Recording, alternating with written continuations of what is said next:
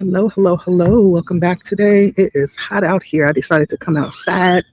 We outside today, y'all, again. And we are going to do our reading out here. I hope you guys are well. Like, share, comment, subscribe if you feel led. My name is Leticia, and the channel is Blood Moon Oracle. How are you guys doing today? I hope you are well.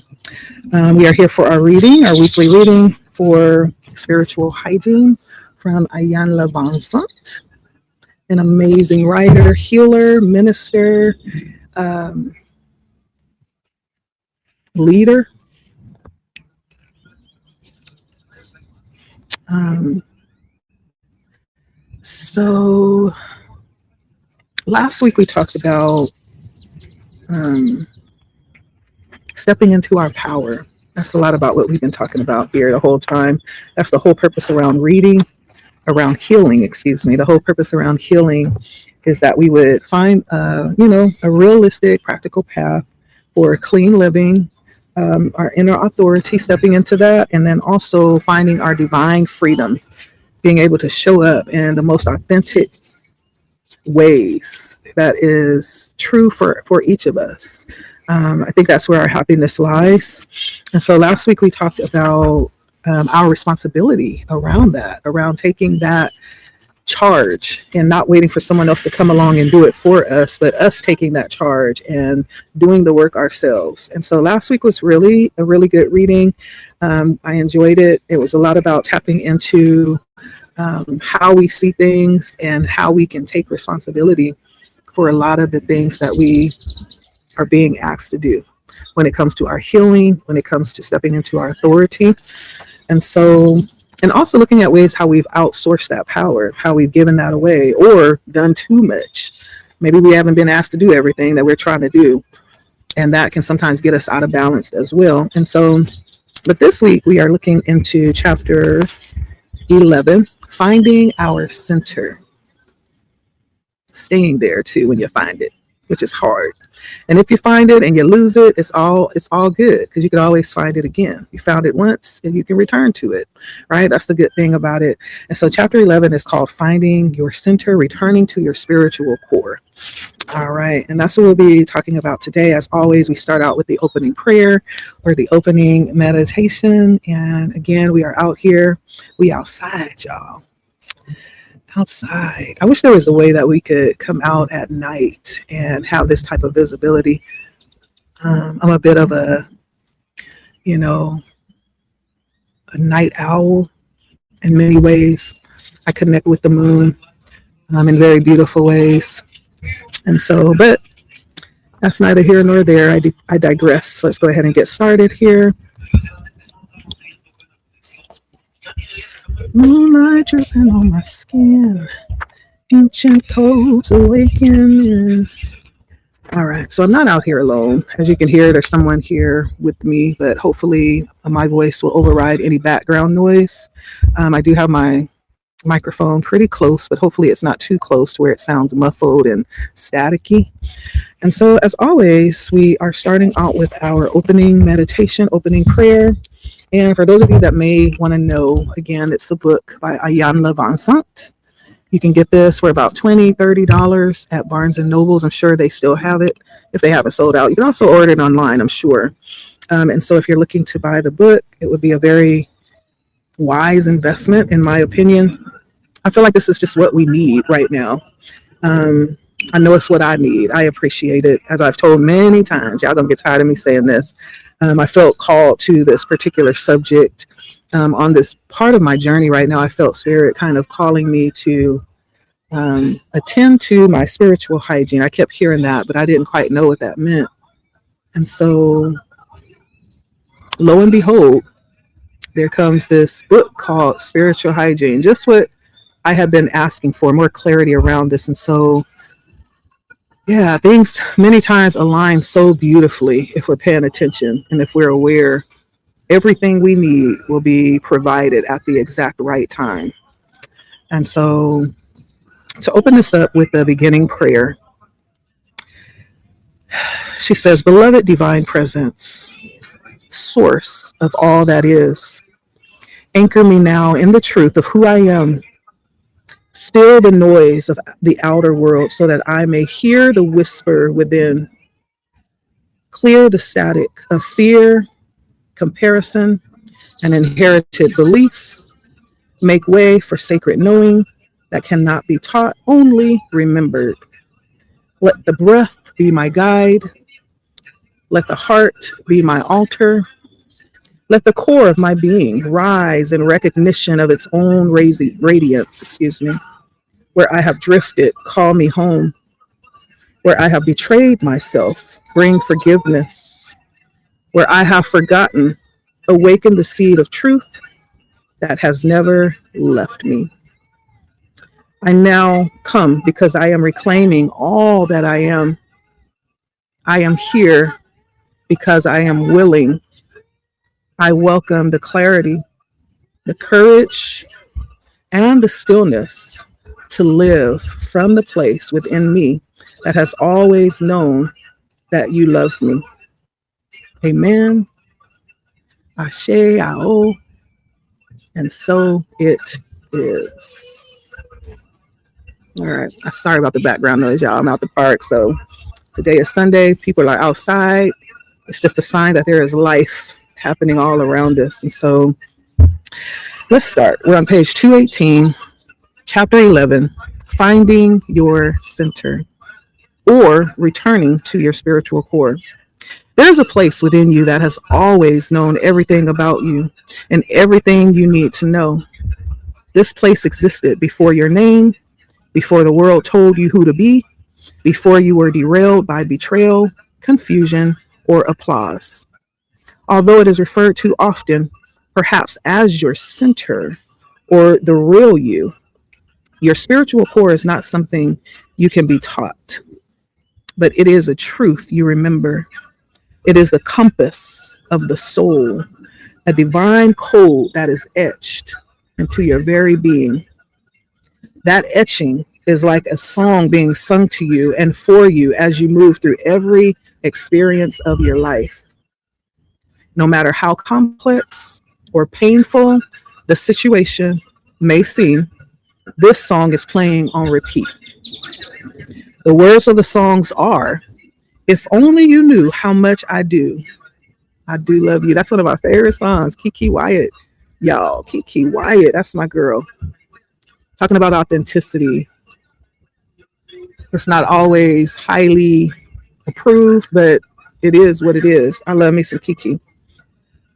That love has never, can never, and will never leave you. It is your spiritual core. Okay? That's the beginning of this chapter. How do we recognize this part of ourselves, our spiritual core? So she goes in by giving us a recollection of hers that she had around this subject. She says, I recall a woman who shared with me that when she was 5 years old, her parents were fighting in the living room. Plates were being thrown, doors were being slammed, her father's voice boomed like thunder, and her mother's cry filled the house like broken glass. I listened to her intently because her story was also my story. Her learning was my learning. Her healing was my healing because we are all connected at the core. She said that she was small, too small to stop, change, or fix what was unfolding before her. So she crawled into a dark linen closet, wrapped herself in a towel, and whispered, God, if you are real, hold me now. She didn't know why she said it. Her parents had not taught her how to pray, but somehow she knew. Somehow in her knowing, something in her knew. Years later, she would understand that moment as her first encounter with her spiritual core, the unshakable part of her that believed in something greater, even in the dark. Then she goes on to say, I remember the first time I encountered my core. I was about 5 and my brother was having a severe asthma attack, which necessitated yet another mad dash to the emergency room. When the taxi screeched to a halt in front of the hospital, my father and stepmother threw the doors open, scooped up my brother, and ran into the emergency room, leaving me sitting in the back seat of the taxi. I don't remember the driver saying anything because he was as shocked as I was, but something within me spoke to me. It said, "You are okay. You've been here before. You know where to go and what to do." And I did so. The driver helped me out of the car. I walked into the emergency room and sat in my usual seat by the vendor machine. When my stepmother came looking for me, she sat down next to me and said, "He's going to be all right." She didn't apologize for leaving me in the car, but she did give me a nickel to buy some candy from the vending machine.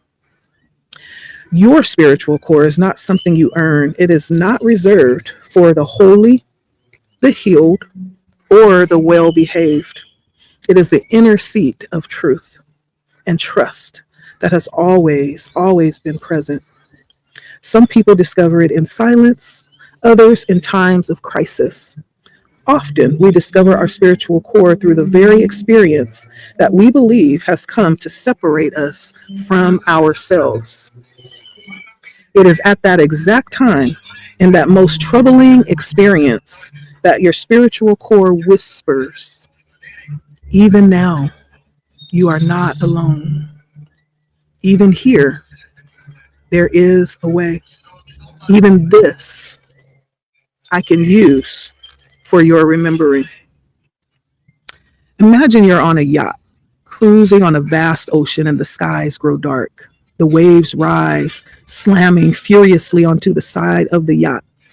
You lose sight of the shore and you lose your footing. You are being tossed around the deck like a rag doll. In that moment, your intellect and all your degrees cannot save you.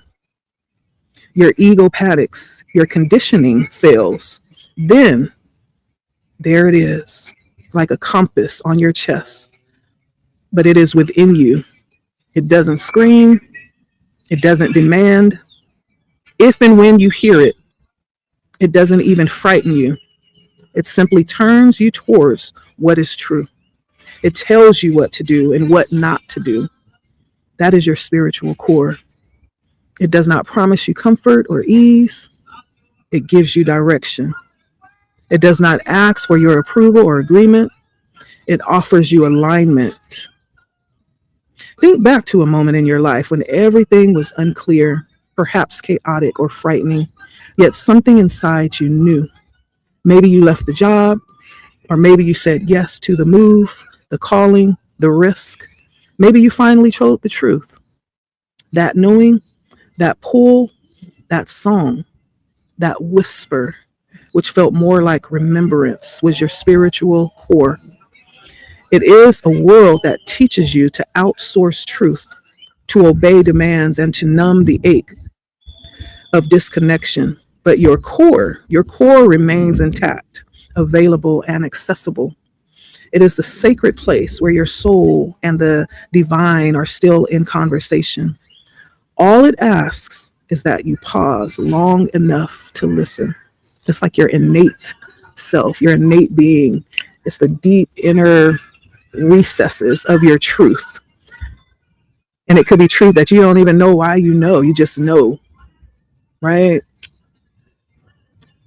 You can begin spiritual hygiene without being fully grounded in your core, but your practice will be limited to the surface level. It will be like dusting the altar without ever entering the sanctuary, like lighting candles for a God you do not speak to, like scrubbing the mirror but never looking into your own eyes. When you are not anchored in your spiritual core, spiritual hygiene becomes ritual of control rather than communion. It becomes an exercise instead of an experience. Or you may perform the spiritual cleansing, but not listen to what the residue is trying to teach you. Or you may pray, smudge, bathe, or affirm, but still feel foggy, fragmented, or off. Without your core being activated, you are clearing energy without direction. You are tending to the field without asking, what am I protecting? What am I remembering? What sacred truth am I making space for? Spiritual hygiene without connection to your core is like washing your hands when you are afraid of water. You are spiritually misaligned. Misalignment happens when you perform rituals like praying or meditating, even attending church, while denying the emotions that need to be released. It reminds me of that scripture that says a form of power, but you have a form of godliness, but denying the power thereof. It's just performance, but it has no real depth, no real inner conviction to it. It happens when you strive for connection to the divine while ignoring the fracture within. You can pray while misaligned. You can teach, serve, lead, and love while misaligned. Unfortunately, your actions will feel hollow. They will echo as if the spirit of your intention has not caught up to the performance that you deliver. You can tell that you are not living from or choosing from your core when things like you saying yes to things that you really mean no to, or you say I'm fine when you're really unraveling. You ask others for answers. Your soul already knows. Also, what happens is your energy leaks. What that looks like is you become emotionally drained without knowing why. You tend to attract confusion, chaos, or chronic friction in your relationships. You are constantly managing how you think you are being seen because you no longer know who you are. You could also find this showing up in ways where you struggle to feel joy or peace. And what that looks like is even in times where you are successful, it still feels hollow. Or you can be getting sleep, but you still feel restless. You could be resting, but it doesn't give you the relief that you need. And then you can pray or feel disconnected because you are speaking from the mind, not the core, not the soul level. Another thing that can happen is you can constantly find yourself repeating the same painful cycles. This is where misalignment creates loops, right? Cycles. Or you date the same lesson in a different body. Ooh, my goodness. You find yourself in spaces that shrink you, like jobs that drain you or dynamics that dishonor you, right? When you live in misalignment with your core, you cannot access the full wisdom of your soul. Instead, you are fending yourself with intellect, ego, and at its worst, trauma. Your spiritual core is why behind every spiritual hygiene practice, or it is the why. It is the truth you are returning to when you mentally or physically detox, when you journal, when you cry, when you fast, when you forgive. The core gives you direction. It gives you courage to say, this energy or this person, this situation must go because it is not aligned with who I truly am. This pattern ends here because I am no longer a match for it. Or this boundary is sacred, not because I am angry, but because I am holy. Ooh, that's powerful. Spiritual hygiene is meant to address the most common forms of spiritual misalignment that happen. And this is the reason why sometimes the misalignment happens.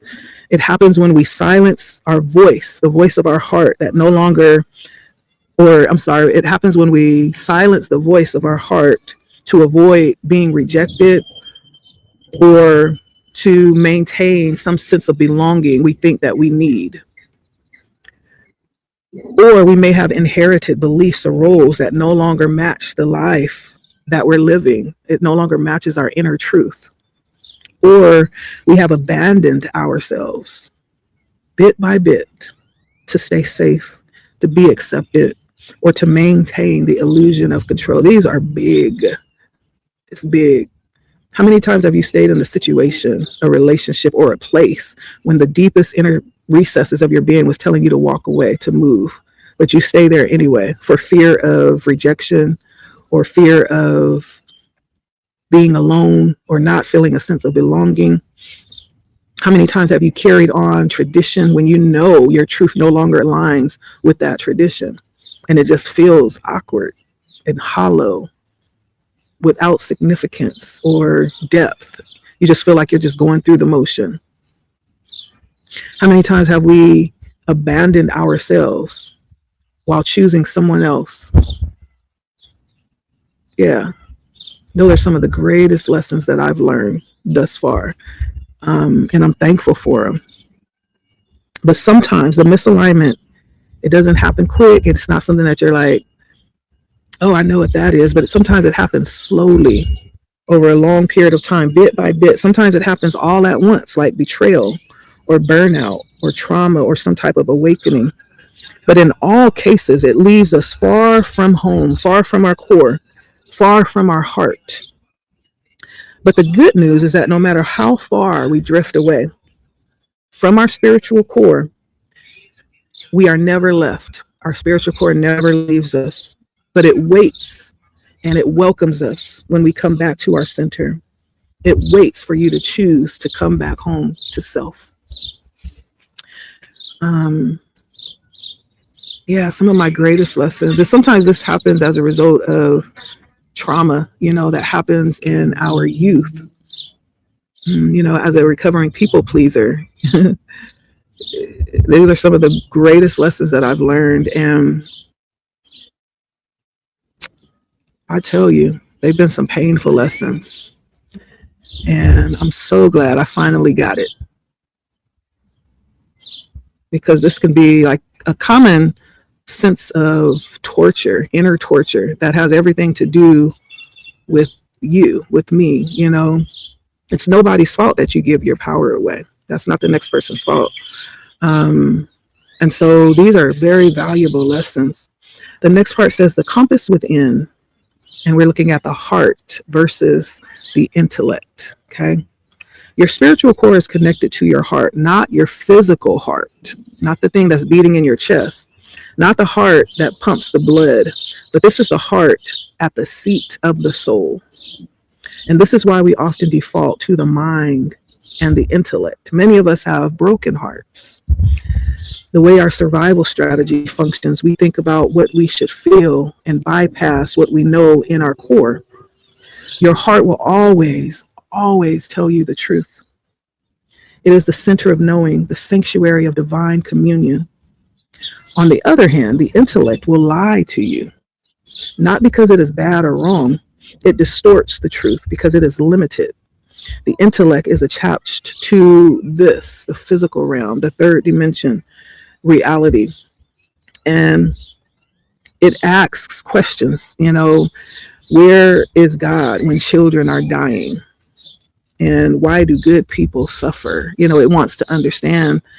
The heart doesn't need those answers. It just knows love. And it recognizes truth, even when the facts don't make sense. And it trusts what the mind cannot grasp, right? The heart is very spiritual. And so the mind is not the temple of revelation. It is the chamber of analysis. The soul does not speak in bullet points. It speaks in resonance. Your social core is accessed not through facts. It is accessed through awareness, truth, and energy.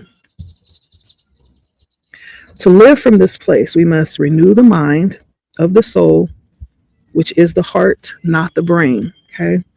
In this very moment, your mind is probably thinking, but wait a minute.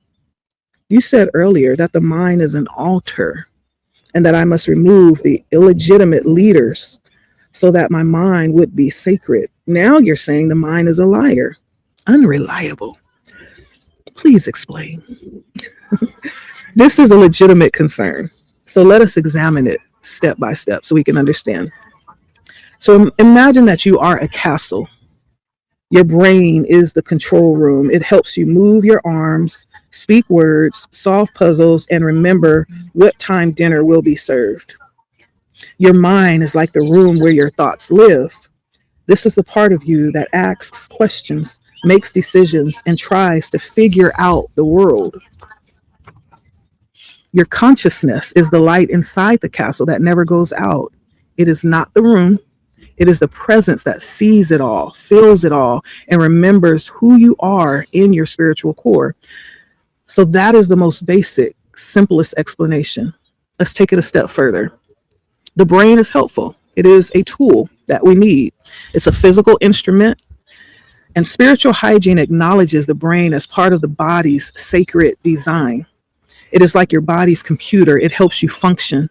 It's smart and it's fast. However, despite its outstanding functionality, the brain does not know, recognize, or understand the truth of the soul. It can store information, but it cannot access what is sacred.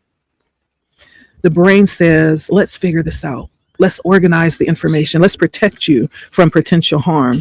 The brain then digs through its stored files and retrieves what it believes is required to keep you safe from harm.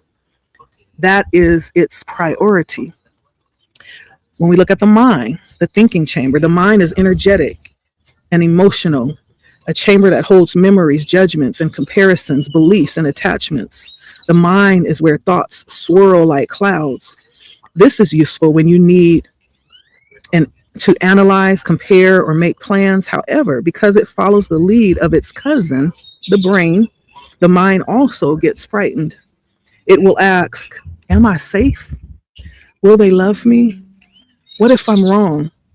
The mind needs proof. It wants to be right. The mind will sort through all the information in the swirling thoughts and conclude, I need to understand this now. Unfortunately, it can only understand what it already knows, which keeps the mind stuck in the past. When you follow your mind, you also become stuck in the past, revisiting what you have already seen, heard, and experienced, even if it has no relevance to what is happening now. When you clear out fear, shame, and old programs, your mind becomes a temple again. Spiritual hygiene practices clear the mind, allowing it to serve the truth. Okay. And then we take it a step deeper to understand our consciousness, which is the eternal light. Consciousness is your eternal essence. It does not need to be purified. It simply needs space. Consciousness is not thought or thinking. It is knowing. When something calls your name, you don't think about responding because you know your name. This is how your consciousness functions. And spiritual hygiene clears the fog that clouds consciousness, allowing divine awareness to shine through your choices, thoughts, and actions. It is the part of you that watches the mind. It feels like stillness, like breath. It is there, but you don't have to work on it or with it.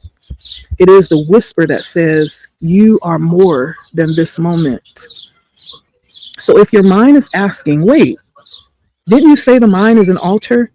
Now you are saying I can't trust it. You can say, yes, the mind is a beautiful altar, but only when I clean it, quiet it, and place my mind and place my soul at the center. It is not either or. The mind becomes sacred when it stops pretending to be God and starts listening for the voice of the heart, which speaks for God. When we practice spiritual hygiene, we are doing more than just smudging or praying. We are clearing distortions, calming the mind, softening the body, and making room for the truth that never left, which is our spiritual core, right? Coming back home to self. I love this. Again, the aspect of the brain is the physical processor, right? And this clears overaction, grounds the nervous system. And then we have the mind, which is our emotional or energetic filter. This cleanses the beliefs, thoughts, the distortions, and clears the ego loops. And then we have the consciousness, which is really the soul. This is our divine awareness, which creates space for the soul's authority to rise. Okay. Hope that made sense. All right. Now, when we look at our spiritual core, this is all about living from our truth, our living truth center. And this realigns all levels to our sacred wholeness. Okay. That's the purpose of the spiritual core, is to realign all the levels to sacred wholeness. So everything is working in harmony. Okay. Let's take a break. All right. Let's take a sacred pause right now. Take a breath.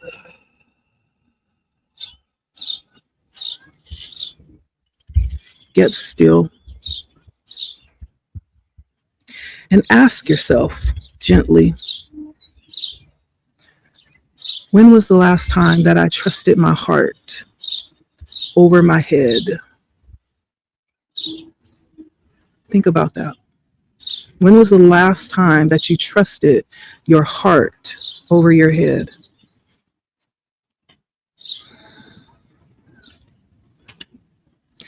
What truth have I silenced because I feared I wouldn't be loved? What truth have I silenced because I feared I wouldn't be loved?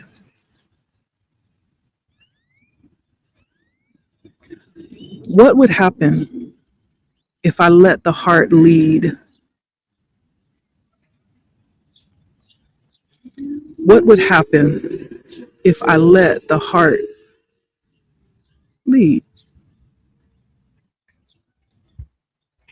I want you to pay attention to your responses because they're going to give you insight about how close you are or are not to your spiritual core.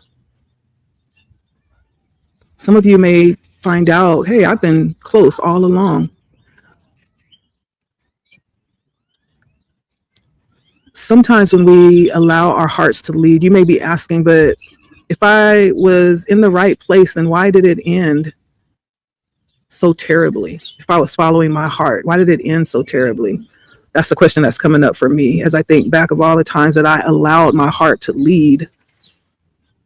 But I also think about how I have come to where I am right now. It's because I trusted myself.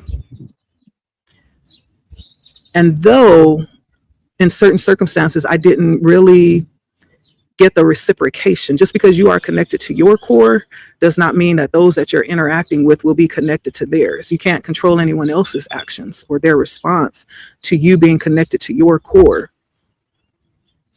That is you aligning integrally within yourself, right? Sometimes you will show up as a mirror for others to see what they need to see.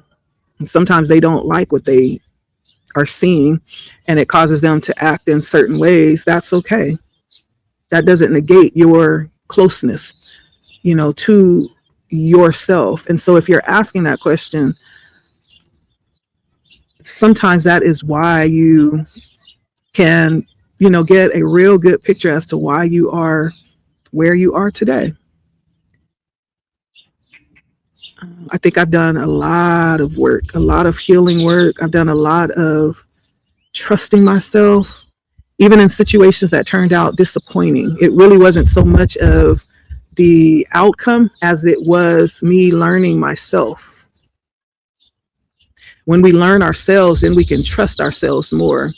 And just like we were talking about some of these things that happen when we're misaligned, when we begin to trust ourselves and know ourselves, we find that we don't stay in those misalignments long. As soon as we find out it's misaligned, it's like, oh, I know what that is. Let me go ahead and realign myself. Let me go ahead and move over here and get realigned with where I'm supposed to be. I'm out of alignment. That's what this energy, that's what this information in this situation is telling me. So that's the benefit of that. So if you are saying, well, if I was so close to myself and aligned in my heart and so in my core, why did this bad thing happen when I followed my heart? It was to teach you to trust yourself. I feel like everything is a lesson. Everything that happens in life is teaching us something, right? What is it teaching you? What has it taught you? As I look back at all the failed relationships that I've had, every one of them taught me something very valuable. It has brought me to where I am today. And so the next part says, come back, come clean, come home. She says, I can almost hear inquiring minds. How can I connect to something I didn't even know I had? And the sacred truth is you've never been disconnected from your core in the literal sense. What has been disrupting is your awareness or recognition of it. Your spiritual core is the center of truth within you. It is the stable axis around which your beliefs, your values, your discernment, and your sense of divine identity revolves. Your spiritual core has always been present, quiet, constant, waiting. It does not need to be created. It needs to be recognized. Spiritual disconnection does not mean the absence of the divinity within you. It means you have forgotten where it lives in you and how it speaks to you. As you read the list below that we're going to talk about here, there's some behaviors that really erode the spiritual core. And if you recognize something that you do or have done or something like that, stop reading and just take a deep breath. Resist the temptation to feel shame, to, judge yourself. Just accept the awareness. That's all you're being asked to do. Not analyze it, just recognize it with compassion by stating it aloud. Okay. And what you can say are something like, I am grateful for this awareness, right? Every time something comes up and it points to something that needs attention within me, and in the past, I have been, I usually would shame myself. You should be better than that, or you should have learned that lesson by now. Instead of judging myself now, I'm like, thank you for showing me that, Spirit. I'm thankful that I'm able to recognize that. I haven't got it right yet, but I'm working on it and I see it, and we gonna get it right. So resist the temptation to shame yourself. Just recognize it and say something like, I'm grateful for this awareness, or this is no longer who I am. Or you could say, I ask for and open myself to receive divine correction or guidance or instruction about how to, fix this. Or you can say, it is done. Like, I've already done it. I remember, but I'm not that anymore. And so it is. Okay. So the first thing is chronic self-doubt. When we ask ourselves, who am I to be beautiful? Who am I to be, great? Who am I to be amazing? Right? Who am I? You fill the blank. Who am I to whatever comes after that for you? This is when you repeatedly question your intuition, your worth, your ability. And this weakens your spiritual authority when you question it. Anytime you second guess the quiet wisdom within, you hand your power over to the outer world and you silence the soul's knowing. Self-doubt is not humility. It is an inherited hesitation that prevents you from trusting the divine's voice that is already seated within you. I remember when I was really deep into, chasing after my spiritual call, and I was studying worship and biblical studies, and part of that was learning music and learning what it means to worship, what that means, and to lead people into worship. And I've always been very connected when it comes to things like art and music. And I think that's one of the things that I've never really had to work really hard at. It just flows naturally. And I remember studying under one of my professors, one of my mentors, and she says, oh my gosh, like, I love, listening to you. There's just such a beautiful sound that I hear in your voice. It's more than just getting the notes right and being on key, but there's something deeper. And I was like, okay, there's something mentally where I was like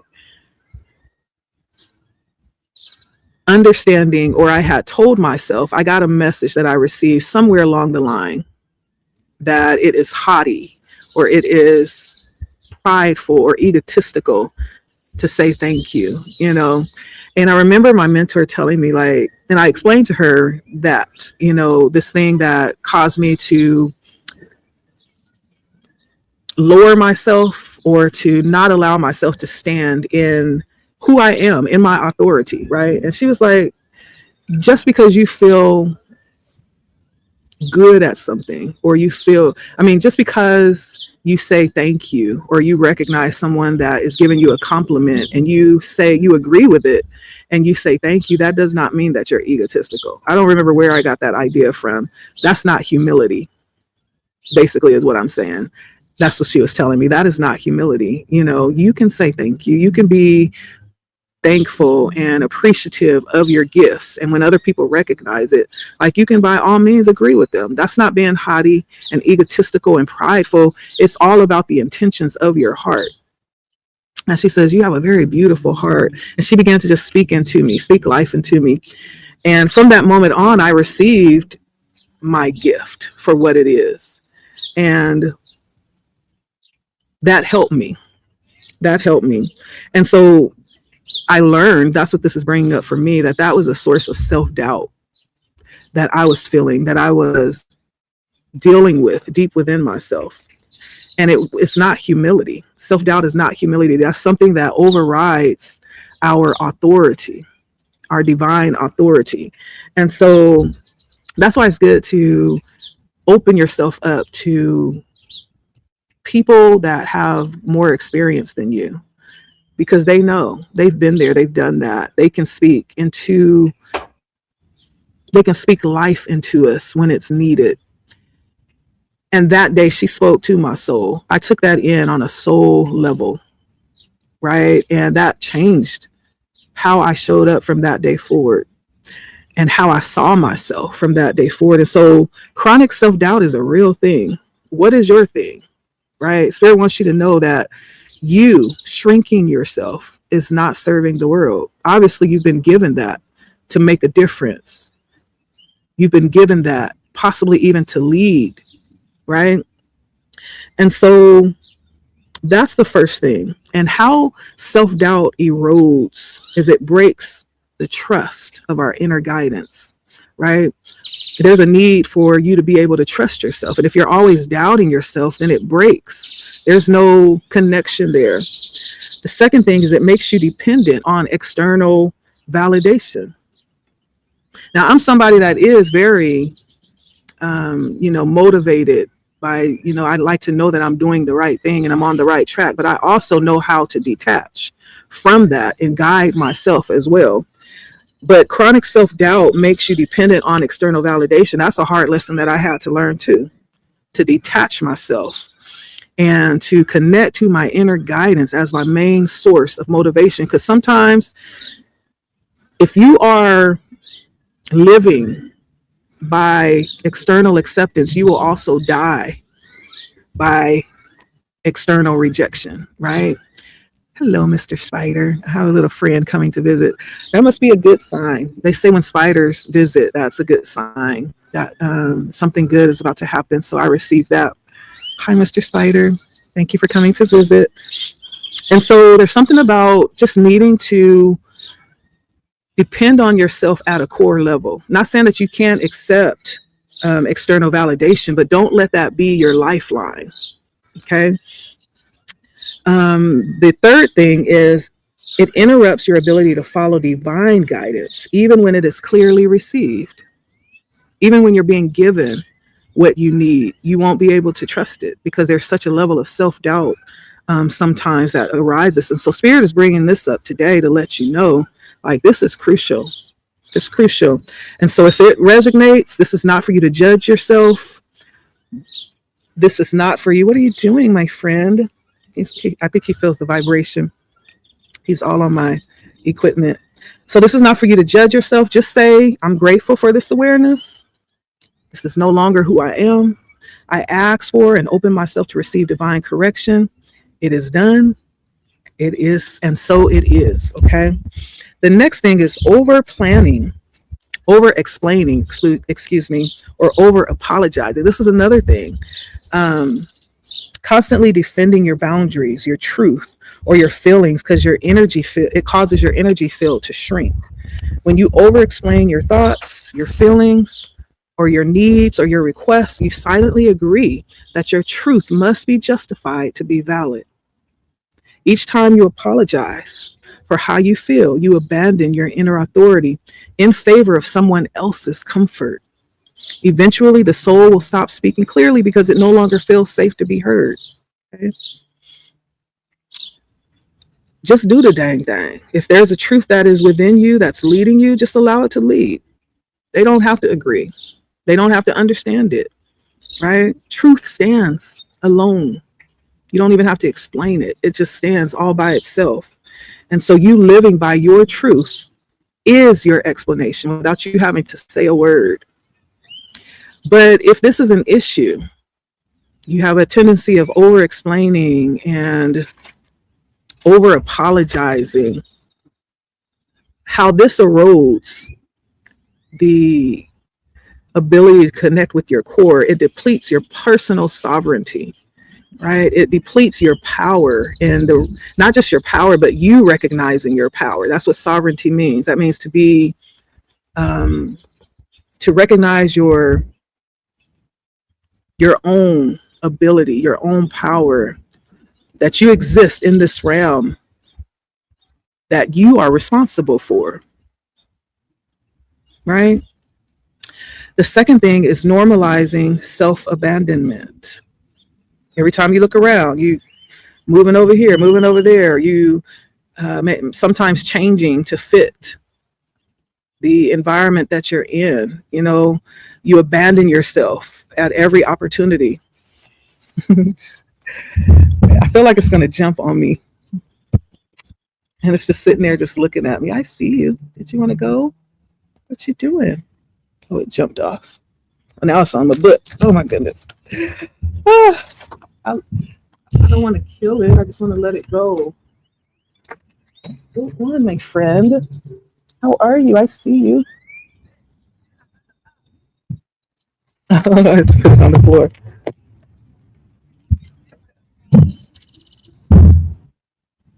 All right, it's going about its business. And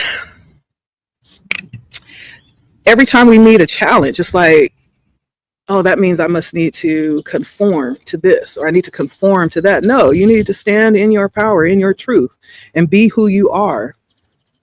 That will attract what it is that you need. That is not a sign that you need to abandon yourself and conform. Just because there's some conflict that arises, or because somebody challenges you, that doesn't mean that you're called to conform to what someone else is requesting and abandon yourself. No. There are certain times where we are called to accept structural criticism when it's aligned, and you'll know that. But just because something is different than what you are, that doesn't mean that you need to change.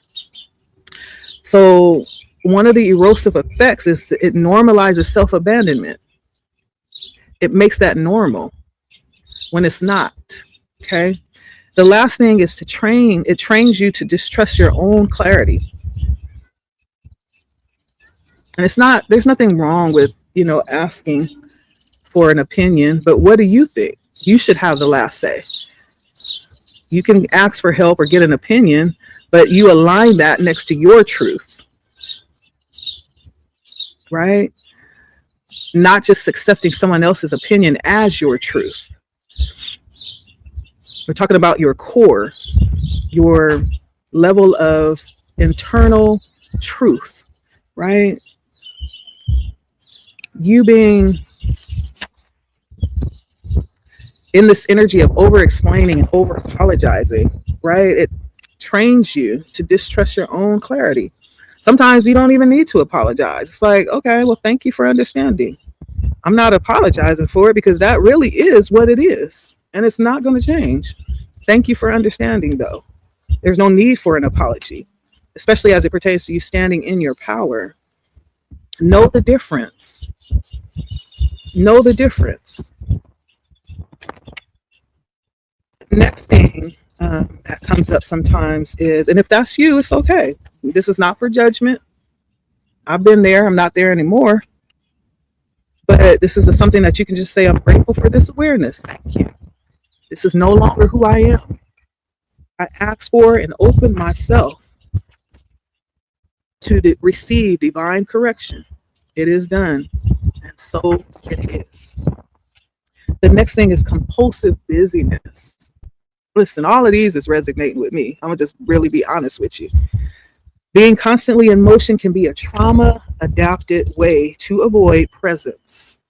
When we fill every space with doing, we leave no room for being, no space for the soul to speak.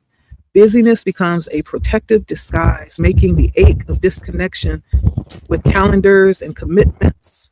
Underneath the hustle is often a sacred silence waiting to be felt, honored, and healed. And how this erodes the core is it disconnects us from our spiritual rhythm. We get out of balance. It exhausts our nervous system, right? We find ourselves anxious all the time over nothing, just anxious. And then it leaves no room for spiritual recalibration. To get still is so important. I can't over express that. It's so important. And I think I've told the story many times of me in this particular part of my journey where that was me. And it just so happens that my children were very young and we were always going, go, go, go, go, go, go. It's because I didn't want to stop. I didn't want to feel. I didn't want to sit and not acknowledge, what was wrong or what needed to be fixed or what wasn't working. It was easier just to stay busy and to stay on the go until that day that spirit said it's time to sit down.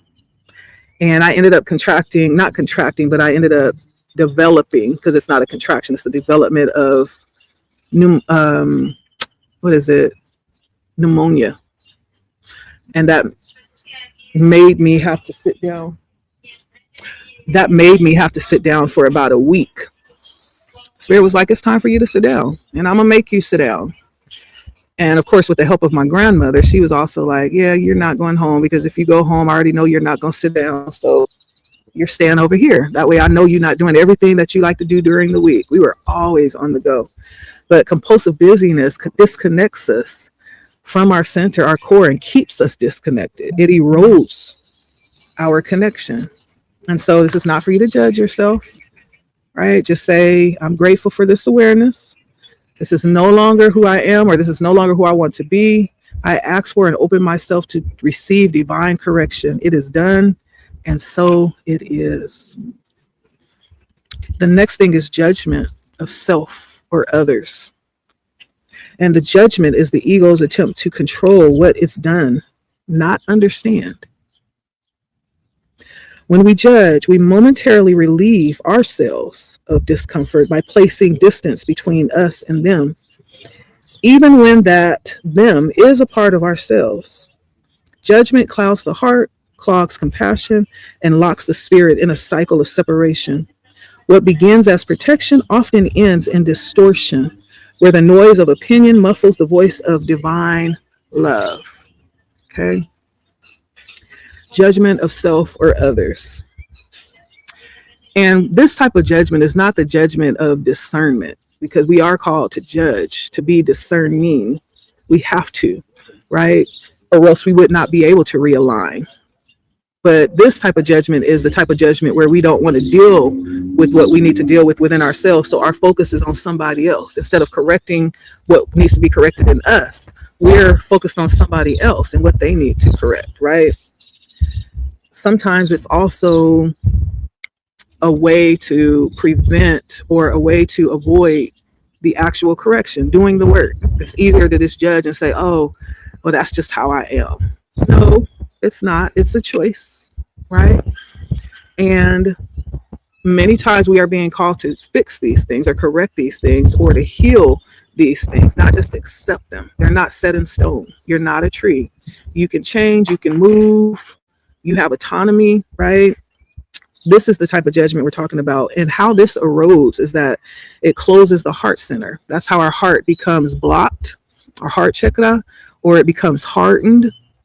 And if it's true that out of the heart flows the issues of life, then that's an indication maybe of some of the things that may need to be opened back up, right?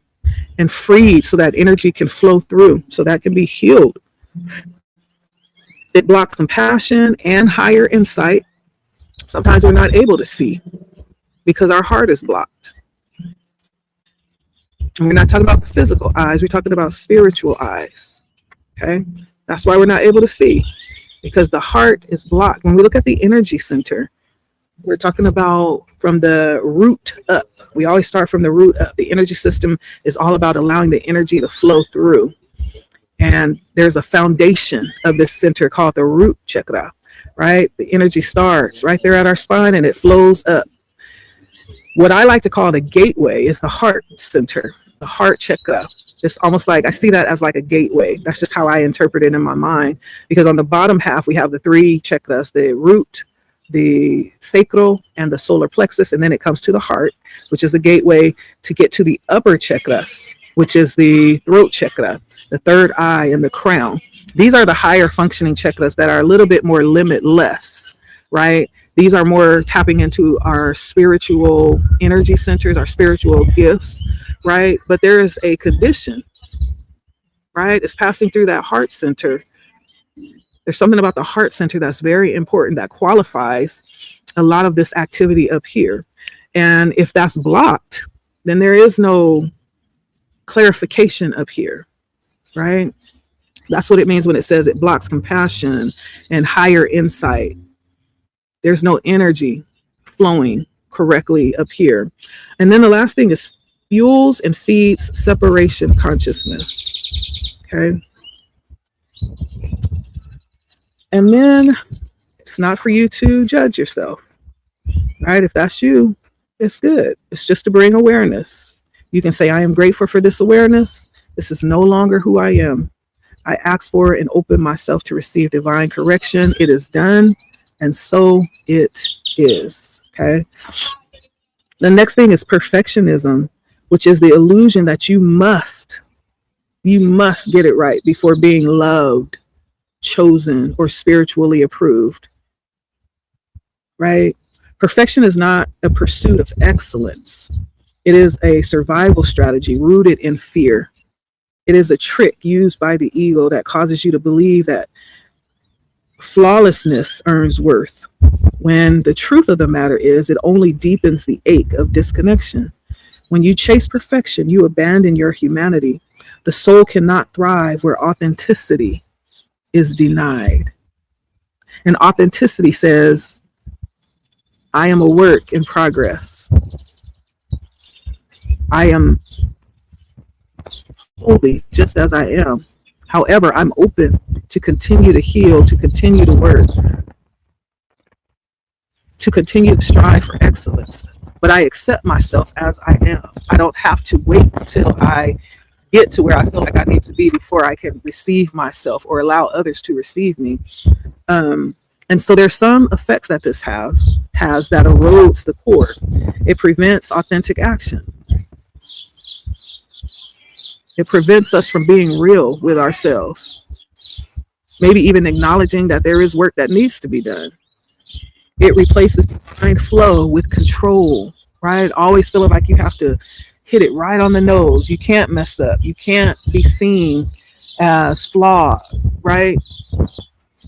That replaces divine flow, which is authenticity. It replaces that with control. That's not even really reality, because control is really just an illusion. We never really have control.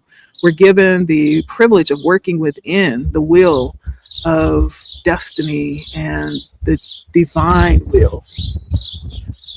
We're given the privilege of working alongside of the divine to co-create, but we never really truly have control. Control is just an illusion, and perfection hones in on that illusion. The last thing is traps you in a cycle of never enoughness. It's like you just keep beating yourself up every time you get it wrong or make a mistake or fall short. Instead of looking at those as opportunities to show up better, to do it better, to see what needs work, right? And so it's all about how we look at it. But these are things that can erode our core. or the connection to our core. Not to judge yourself. If that's you, just say, I am grateful for this awareness. This is no longer who I am. I ask for it and open myself to receive divine correction. It is done. And so it is. People pleasing. In its simplest form, saying yes to what you do not want in reaction to fear of rejection or resentment or discomfort. People pleasing may appear as kindness, but it is often rooted in the belief that your truth must be softened or sacrificed for you to be loved. People pleasing fractures your alignment and slowly teaches your nervous system that safety lies in silence. Each time you abandon your truth for someone else's comfort, the soul grows quieter and the core grows dimmer. The erosion effects are silencing soul truths, weakening your energetic boundaries as well, or creating a spiritual fog, maybe even resentment. Okay, people pleasing. The next one is avoidance of emotion, which is when you prioritize function over feeling. This is kind of like overdoing, overaction, continuously going. You sever the bridge to healing by doing this. Avoiding emotion does not erase pain or the problem. It buries itself in the body where it manifests as weight, illness, or confusion. This avoidance teaches your energy field that the truth is unsafe and that being present is dangerous. Every feeling you refuse to feel becomes a block between you and the guidance trying to reach you. I feel like this is also something that leads to addiction many times too. Instead of expressing the feeling and having the release of being honest and truthful, we sometimes resort to certain things, comfort things that we substitute for allowing ourselves to feel. Sometimes it's learned behavior too. But this does erode by stagnating the energy in the body. Some of our chakras get blocked. It blocks intuitive clarity, right? Again, not trusting ourselves and what we're hearing or feeling. And it builds emotional scar tissue, right? Talking a lot about blocks in this situation that happens. When we don't allow ourselves to feel, we deny ourselves the right to feel something. And then we have neglecting sacred ritual, letting your altar gather dust, skipping stillness, and forgetting your daily practice is a sign of poor spiritual routine, poor spiritual hygiene. Ritual is not just a routine, it is a practice, the soul's way of remembering itself. When sacred practices are neglected, the connection to the source slowly frays from the absence. This is not punishment, it is a consequence. Without ritual, the spiritual core becomes undernourished. It is alive but dim, like a flame needing to breathe to rise again. It's like denying your body air or food or water, but we're talking about the spiritual body. So ritual is food for the body, it's air for the body, it's water, it's nourishment for the spiritual body. And neglecting a sacred ritual may be why we feel weak, right?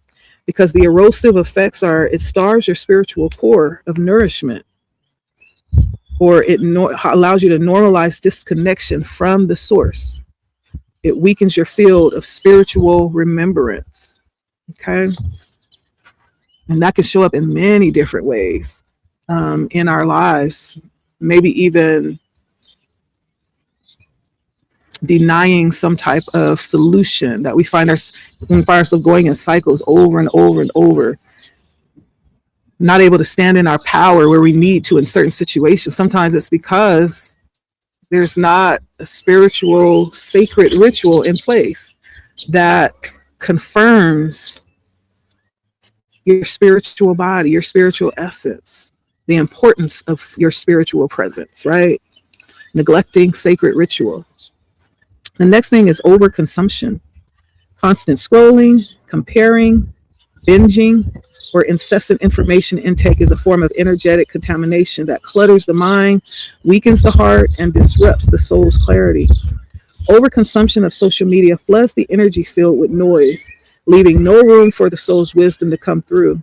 The frequency and energetic vibration of social media also impacts spiritual sensitivity by distracting you from the inner world and tethering your attention to things that cannot nourish you.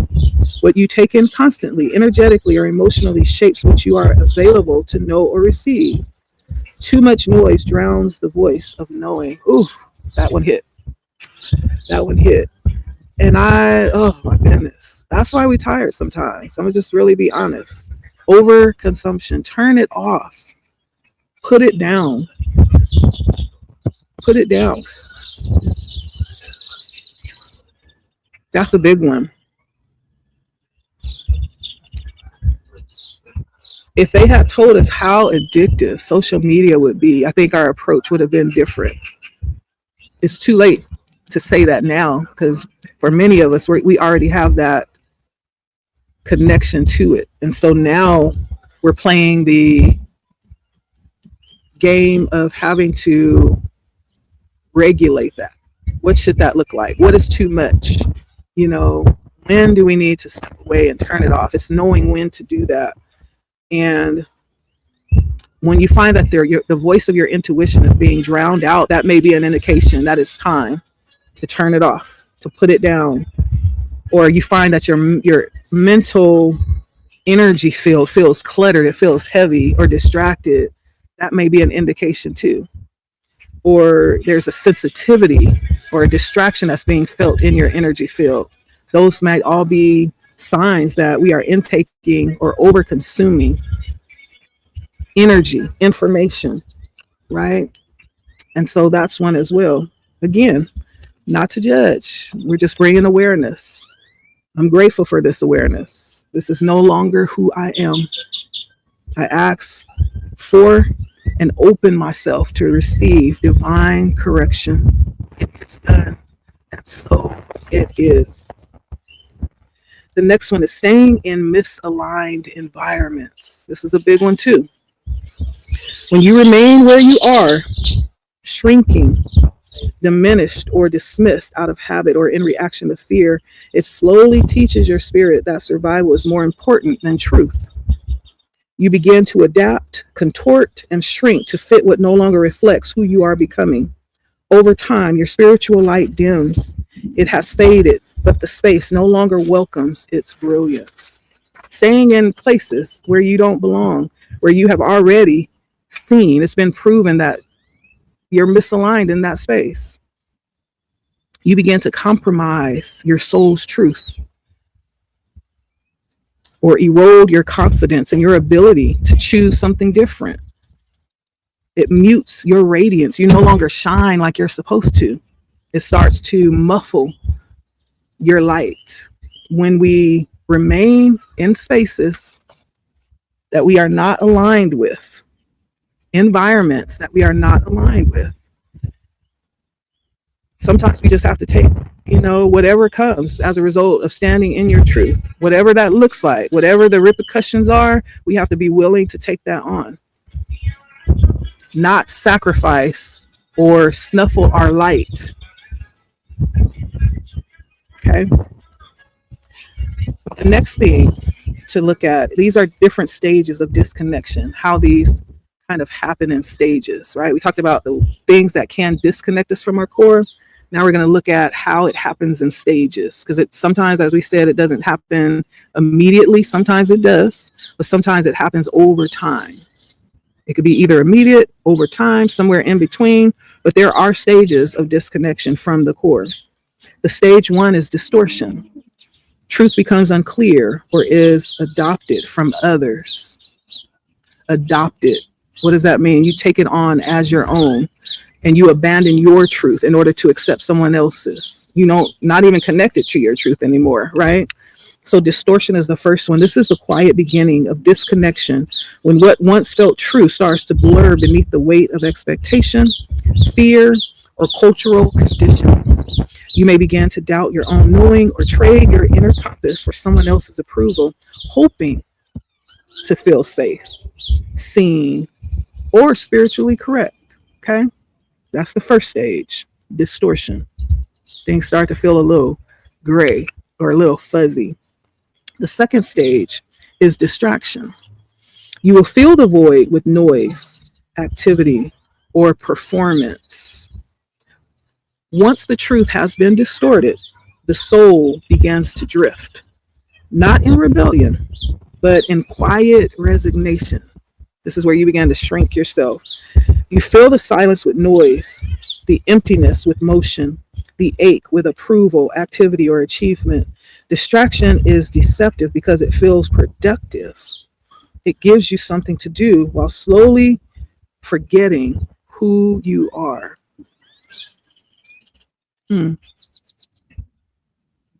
Yeah, distraction. We begin to fill the void with noise, activity, or performance instead of standing in our truth or coming back to our truth. This helps us, and I can just see in this part, this second phase, where we need something to ease the pain of no longer feeling like we are where we're supposed to be. We need something to distract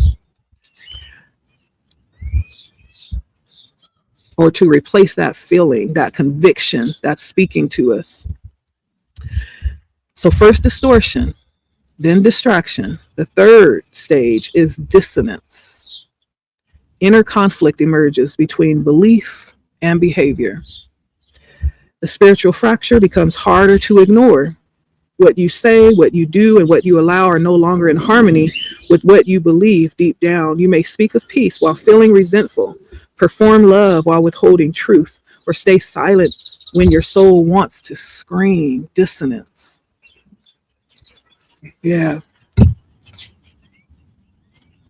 I feel like this is probably going to be one of the more difficult ones, because this is where everything is screaming at you intuitively, but you feel powerless to hear it, to attend to it, or to acknowledge it. Dissonance. And that's where that inner conflict began to arise and grow and emerge between belief and behavior. You're no longer aligned with your inner truth. Instead of walking away from the environments or the thing or that activity that you know is no longer aligned or never was aligned, right? You stay for fear or whatever reason. And then you start the war within yourself because you refuse to start the war outside of yourself. You're fearful of starting a war outside of yourself. So you start one within. That's the dissonance.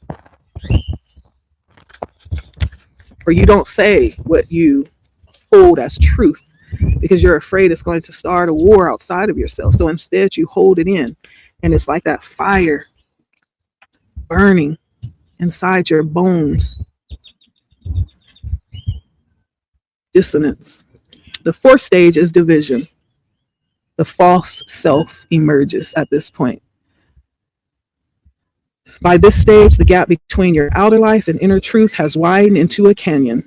You wear the mask well, perhaps even beautifully, yet on the inside, something sacred feels as though it is missing.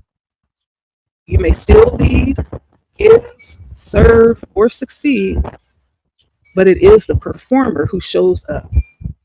It's not the soul. This is the part where you continue to go, but there is a void. There's no fulfillment in it. In all the doing, there's no fulfillment. There's just movement and action, hollow movement and action, because there has been a separation of your core. You're like a ghost moving around. And the last stage is disillusionment. This is where collapse or crisis looms. The holy beginning. And this is the breaking point when the weight of the false self becomes too heavy to carry and something collapses. What was once manageable now feels unbearable. You may experience spiritual exhaustion, loss of faith, profound grief, or a sense of hollowness where your fire once burned. And I feel like these stages can also take place, like I was saying, at different speeds. Like I've gone through all of these stages in one day.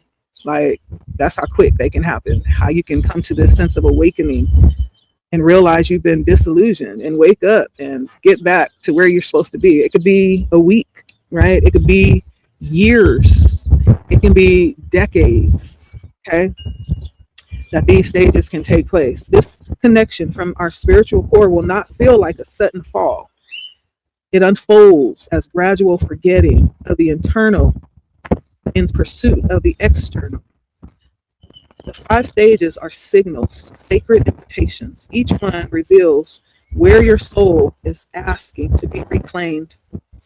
Even in the deepest disillusionment, you are not lost. You are being stripped of what no longer holds your truth.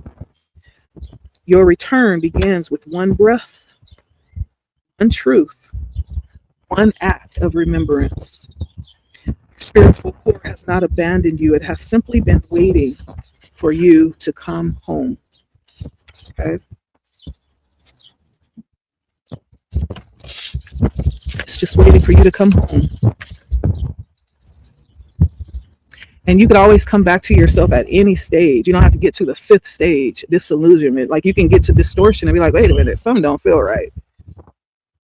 I'm about to say what I'm about to say, and this gonna probably piss a lot of people off, but this has to be said, right? You can come back to yourself. Or why am I muzzling myself, right? This has nothing to do with them. This has everything to do with me, right? You can come to yourself within that 1st stage, or it could be the 2nd stage, or the 3rd or the 4th, or it can get to the 5th. Like you can come back at any point in time. You don't have to go through all 5 of these stages. It's just bringing awareness of what this process looks like before the actual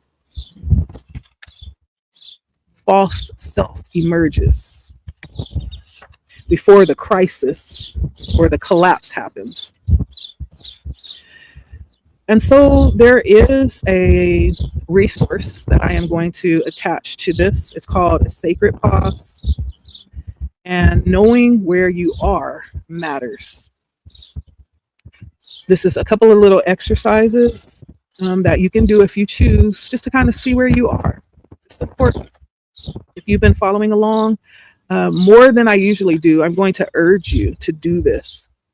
It's going to be like 10 to 15 minutes. I'm going to put it down in the description where you can take a look and see what that is. Now, 10 to 15 minutes, you can easily scroll for 30 minutes to 2 hours and not even and have that feel like 10 to 15 minutes. You can take 10 to 15 minutes for yourself, for your well-being, just to see where you are. So this, I'm going to urge you, if you've been following along with me on this journey of spiritual hygiene, I want to do this. I want to do this with you. I want to do this too, myself.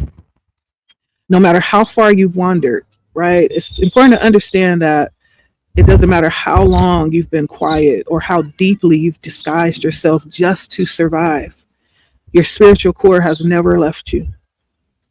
It is not something you have to earn back or search for in the world outside of you. Your core is the flame that flickers beneath every moment of silence, every aching truth, every whisper that says, this isn't who I am.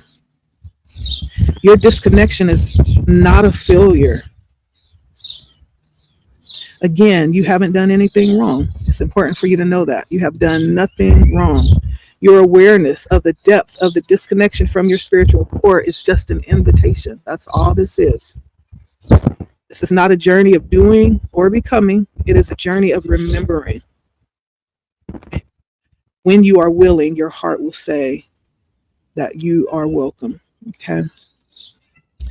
A few of these apply to me. I will just really be real.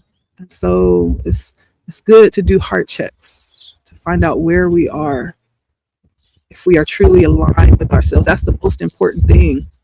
Not so much that we are a part of accepting communities or doing things that everybody else is doing. Are you aligned within yourself? That's what truly matters. I feel like when that happens, not only will we be happy and able to enjoy life, and even in the most simplest of terms, the things and the people that are meant to be in our lives will naturally gravitate towards us. So we don't have to walk away from ourselves to align ourselves with others outside of our truth, right? That's not what we're doing. That's not who we're called to be. We're called to heal and to add to this collective experience that we have the opportunity to have here in this space, in this time.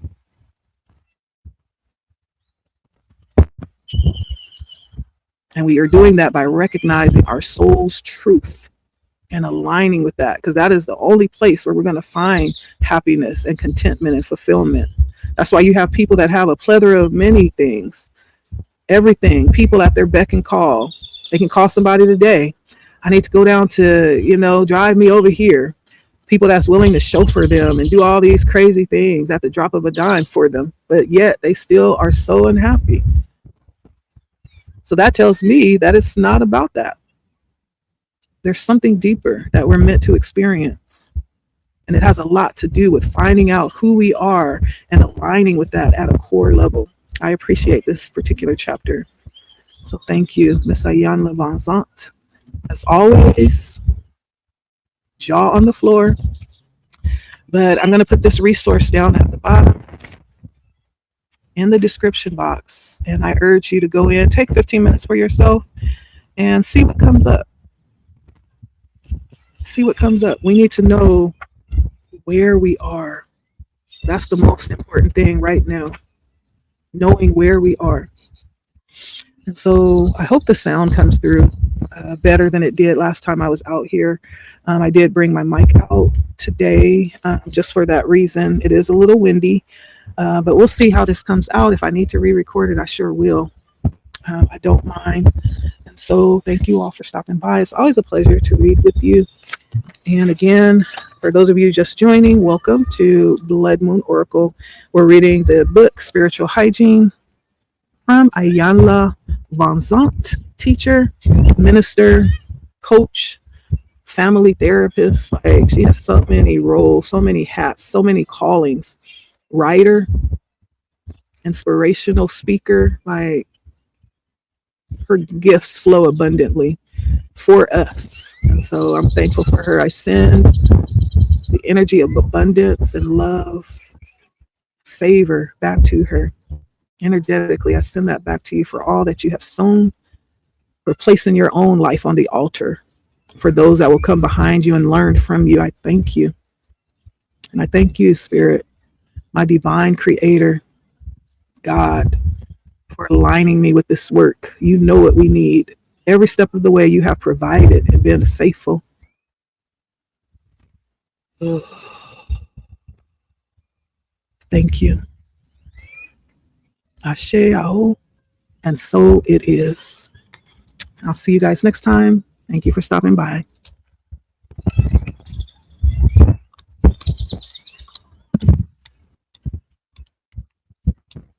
I can't see.